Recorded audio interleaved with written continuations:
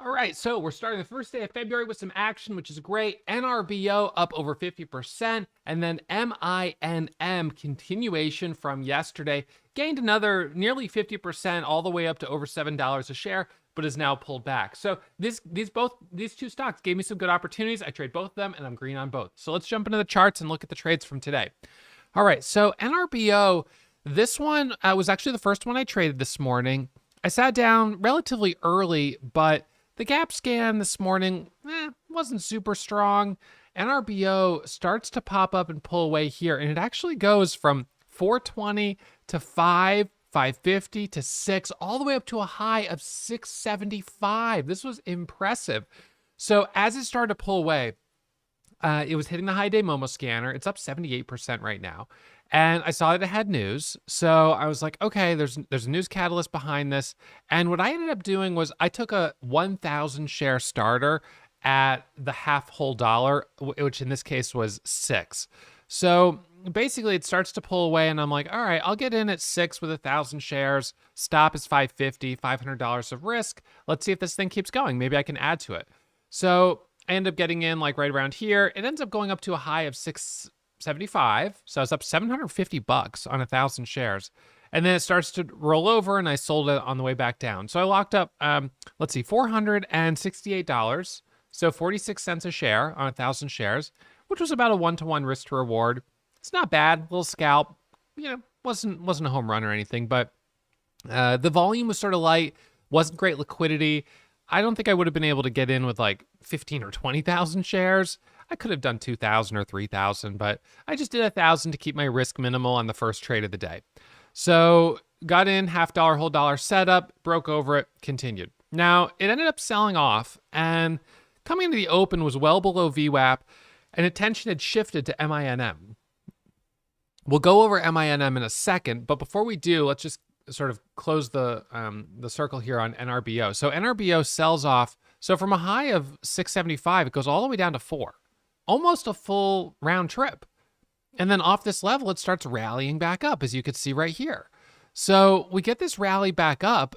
However, unfortunately, you have a couple of jackknifes. You've got a big one right here. You've got a smaller one here, a smaller one here.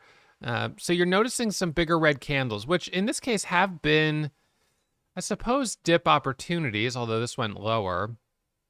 But watching this off of dips has certainly made more sense than trying to buy breakouts. Unfortunately, it's just been, it tops and then it reverses.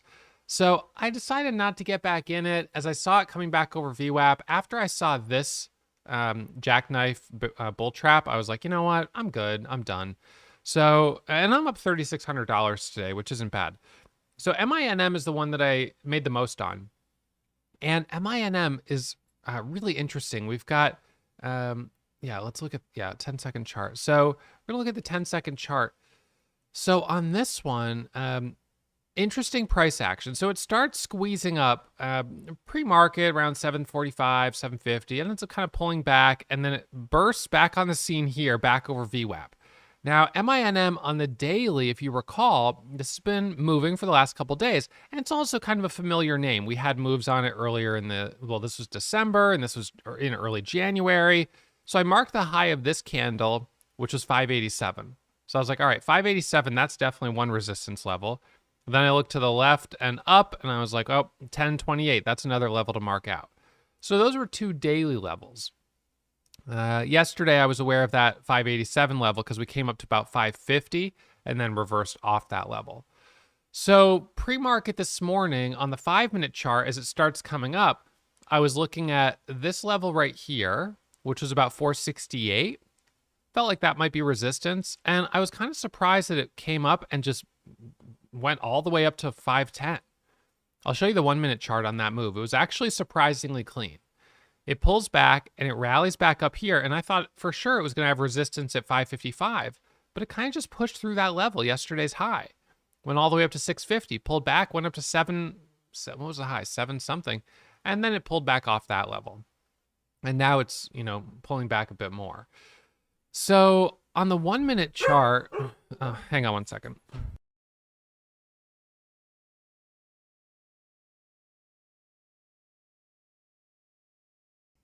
Sorry, she's a monster. Okay, so on the 1 minute chart, we had this let's see, where is it? Oh, right. Yeah, I'm actually going to show you on the 10-second chart. It's actually even on the 1 minute, it's not super obvious. So on the 10-second chart right here, we had this first move up, a little bit of a pullback right here. And then there was another little pullback like right in this area. And then there was another one kind of right in this area. And so what I ended up doing was I drew this ascending support line. It's an ascending resistance support line. And then when we came down here, I was like, all right, you know what? This is starting to look a little bit interesting. So it sells off here. You get this bottoming tail, and then it rips back up to this high of about 580, pulls back, and then right here, jackknife, and it starts to sell off. When it came back up right here, I got in when I saw this volume, this high volume coming back in. I was like, you know what, I'm going to get back in this. So I got back in. Actually, sorry, this was my first trade. I got in for my first trade on MINM right here. Although these were nice, I was a little hesitant on it. There were some sellers stacked up. It's a continuation setup on low relative volume. So I was like, I don't know if this is going to work. Anyways, it did end up resolving, but I just wasn't sure about it. So I didn't trade it in that area. But then when it came back up here, I was like, you know what? I think this is the time to step up. And if we look at this on the 5 minute chart, this right here, let's see. Yeah, it was, so we popped up here at 850. Where was it? Yeah, that was a really nice move. So this was a high of 521. Then we pulled back. Right. So what time was this? Yeah, it was about 9 a.m. So anyway, so I bought right here at 583 and ends up going up to 590 to $6, goes up to 620, and I actually got my best exit in this move at about 638. It was really very close to the high. I was just scaling out on the way back up. So I made about $2,000 on that trade. Put me up 2,500 on the day with the 400 I was already up on NRBO. So I was like, that was a solid trade. That was good. It was a breakout entry. We got the nice squeeze, good continuation. And then in this area, I just started actively trading it. I had a number of trades, more than I could count in this area. But I kept buying dips, taking little dip trades, and then adding back. Oh, and one thing I wanted to show you is look at this blue resistance line. I had drawn it here at about, 845, 850. And as it came back up here, I was like, oh, see, we got this line. I think it's going to be an issue. And man, it was like perfect that was the resistance level. So I've really felt good about that trend line. All in all, I felt really good about all the trades that I took today. I had some a couple nice breakouts that were solid. I had some nice dip trades, which were also pretty good. But I was a little disappointed that, although we did get a gap and go into a halt up at about 721 this morning, right here.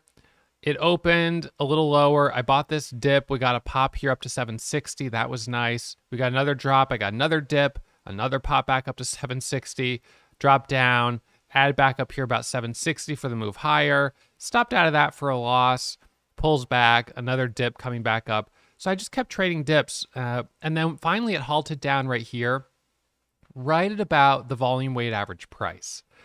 Initially, on the halt down at 645, it was showing like a 550 resumption. And I was like, oh, that's not good. But then the resumption slowly started coming back up until it was showing about 625. So I kind of was thinking about doing a dip here, but then I just felt like, it's like right below VWAP. If it had opened way low, I was interested in a dip, but it was sort of more or less flat. It just didn't feel it really. So anyways, I didn't take that dip, which was good. It did end up going lower, down to about 580. Slowly ramped back up to VWAP, sold off again, ramping back up. And overall, I suppose you could say it's holding up relatively well in the context, look at that move, of yesterday's price action. But again, another jackknife move. We're seeing a lot of these. I don't like to see it at all. The stock starts to pop up and then, a huge sell order goes through, right there. As you can see that, that's like 600,000 shares of volume right there. It's a lot of volume. So unfortunately, those really have a way of kind of making a chart look pretty unattractive. But if we look at NRBO, one of the things that can happen when you have that rejection candle, you can have that rejection as you had here, and then we'll sometimes see that sort of slow ascension back up to those highs of that candle. And that's kind of, so the only real way to trade it is the dip, because then it grinds back up. But in this case, even as it was grinding back up, it had another flush and then another flush. So it still wasn't what I would call easy. I'm not sure that anything today really was easy. NRBO early, that was a quick little scalp. It's a very fast trade and it worked, but didn't end up being a big winner. MINM, I was a little unsure about it because it's a continuation setup on lower relative volume. Relative volume right now is 10. It was lower earlier. If we look at yesterday's volume, it was 67 million shares. It had a ton of volume. So this morning when it first starts popping up on a couple 100,000 shares of volume, it's like, I don't know. I'm not sure if this is going to work. So anyways, I'm grateful that I did as well as I did on it. I hit a high of 4,000 and then gave back about 400 off the top. I stopped, not because I felt like I gave back too much, but just because we had that jackknife move on NRBO, and I just sort of felt like I had kind of done well enough and things were slowing down. It did turn out that GRI put in a bit of a squeeze here. The challenge here on this one, I could pull up the level 2 on it. Volume has come in, but initially in this move here at sort of the beginning, the volume was pretty light. So if we look at the volume on these candles, this candle had 800,000 shares of volume. So that was a high volume candle right there. But in this area, these were relatively light volume candles. Halts up once, goes up again, up all the way to a high of, 350-ish, 342. Then it halts coming back down. So I don't know. Yes, there was some opportunity here on this, but I just wasn't sure about it. It had already done this reverse split kind of pop. And that's where I sort of have been feeling like, if it's already done it once, I try to be careful going back for it a second time. We had a stock similar yesterday, I think it was. I don't remember the symbol now, but it had already done the reverse split pop, and then it was coming up for a second attempt. It's like, that doesn't usually work super well. So yes, this did put in a pretty big move today, for sure. Probably coulda, woulda, shoulda, but if you're really thinking about managing risk, nothing in here would have been super safe. You could have gotten a trade in this area, but then halt up, open, flush, back to a halt up, opens higher. It's just, when you're trading just constantly with halts, it can be a little tricky. So anyway, so no trades on that one for me. So then that's the leading gainer right now at 130%. NRBO is the second. OST is a 50-cent stock. This one's lower priced. Then we've got MINM at 32%. CING, very low float here, 864,000 shares. But I don't know, it's been on the scans a couple days, little pops, but they don't seem to hold up super well. So I haven't found a lot of interest in that right now. Overall market, S&P 500, we're kind of hanging out here very close to all-time highs. We hit an all-time high earlier in the week, pulled back a little bit. Nothing really exciting there. That's the overall market, or the S&P 500. IWM is the Russell index. This, the thing with looking very closely at the small cap index is that most small cap companies, when the market's a little shaky, small cap companies are really shaky. So they do well when the overall market is doing well. And it's a little bit of a lagging effect for most of these small cap companies to do well. But small cap companies in general doing well, that's great. But usually we're trading the ones that have a specific reason to be making a move. They have news. And so that's when we seem to find really the most opportunities. And right now, it doesn't really concern me or bother me that the IWM is kind of in this channel, because I'll just keep focusing on the stock each day that is, bucking the trend of the sort of market in general, which certainly GRI, NRBO, and MINM are doing. I think when the IWM starts to pick up, we may just see, a higher frequency of stocks hitting the scanner and moving higher because the market environment will be better for small caps. But I think I could still do well even in spite of that. So anyways, locked up the month of January, had a couple red days, definitely one max loss red day for January. Then I think there were one or two other red days. So finished with 3 or so red days for the month of January. But overall, it was pretty steady, a little slow. I think my biggest winner was on SMGT or SGMT about 2 weeks ago. It was a $10,000 winner. So yeah, this was probably my biggest winner for February or for January. But now we're off to a fresh start, new month. Yeah, this was nice. Look, you can't complain about that. That's pretty solid, right? From 750 to 8 to 10 to 12 to 18. It's a 10-point move. And it's during the window when I usually make the most money. So high volume move right there. Did well on that. And realistically, only need a couple of those a month to have a pretty solid month, to at least be 6 figures on the year, if not more, mid 6 figures. So got January off to a good start. Had decided that I don't want to look at my P&L for the month of January. So not looking at where I sit, not looking at my metrics right now, but taking some notes about my trading in general and taking some notes about the overall market conditions and my sort of daily ratings. Today, this was a strong day. We had some stuff moving. So it's a solid, 4 to 6 rating. I'm sure some people did better today than others. It wasn't insanely good, but it was decent. And I can make money on days like today. Look, if every day in 2024 was like today, hey, I'd have a great year, right? 3,600 a day. That's over $500,000 a year for sure. So the fact is there'll be days that are slower. And there'll be some red days too. And what I have to try to do a really good job of is keeping those red days as small as I can and keeping them as few and far between as possible. And if I could do that, then this will be a solid year. And January was off to a good start, and I definitely have a cushion on the year because I know I made money in January. I don't need to know the amount to the penny. And I'm just trying to kind of keep my head down and focus on hitting these base hits. And just know that at some point here, I'll look up and I'll be able to look back at the beginning of the year and say, wow, I've made some really nice progress. And I did it without sort of constantly enduring the stress of being like, oh, this is the measuring stick. This is where I'm at. This is where I need to be. And so just kind of trying to keep my head down, stay focused, which maybe is a little bit of an evolution in my career because I've been doing this for so long that in a way, how much I make each month kind of doesn't matter. I mean, after more than a decade of trading it, does it really matter each individual month, even each individual year? As long as you're still keeping your head above water and making money, I think that's what counts. Now, it doesn't mean I don't want to try to get better, but, and I think to get better, you have to ask difficult questions. You have to look carefully at trades that are working and that are not working.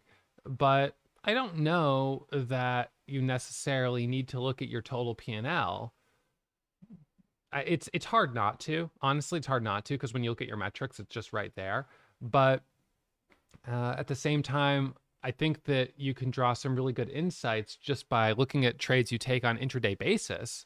And where did I go wrong? Where was my mistake? Were these all good decisions?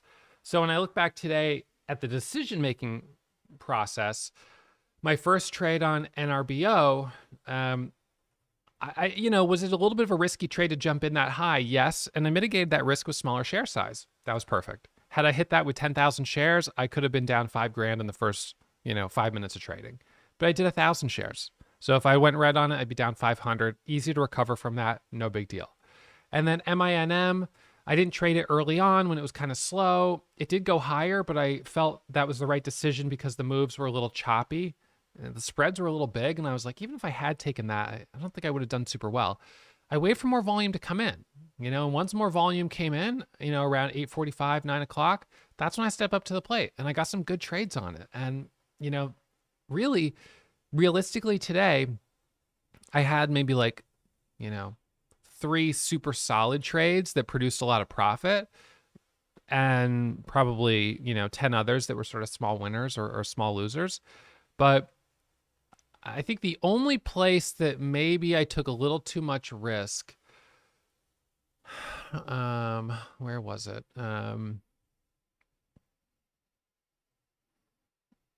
It was, let's see, I had this trade here. Sorry, yeah, no, I had this trade here where where was this? I'm losing my place. I had this trade here, right over 85, where I got the move up to 6. And then, was it this one? Somewhere around here, I had a trade. Was it this candle? It might have been here. It might have been right here that I added back. And I was like, all right, we're pulling away, you know, and that ended up being a false breakout. And I was like, oh, that was close. I made a couple hundred on it, but it was not a great trade. So a little confusing. The thing is, because the previous, this 1 minute pullback here was super solid, or 10-second, this micro pullback here was super solid. I kind of thought, you know, this one up here might be really solid too, but it just wasn't. Anyways, I really feel pretty good about all the decisions I made on the trading side today. And, you know, it happens that the result is also positive. But as I've said before, it's also totally plausible that I could make good decisions and end up in the red because I take 3 or 4 trades that made sense. The logic was there. The strategy was there. The setup was there, but they're losers. And there's nothing wrong with losing because that's part of trading. The only thing that's a problem is when you're breaking your rules, you're not following your discipline, and you're letting losers get way, way, way too big. That's when it's a problem. So the losses I had today were marginal, small, no big deal, and I'll live to trade another day, finishing net green, even in spite of a couple losses.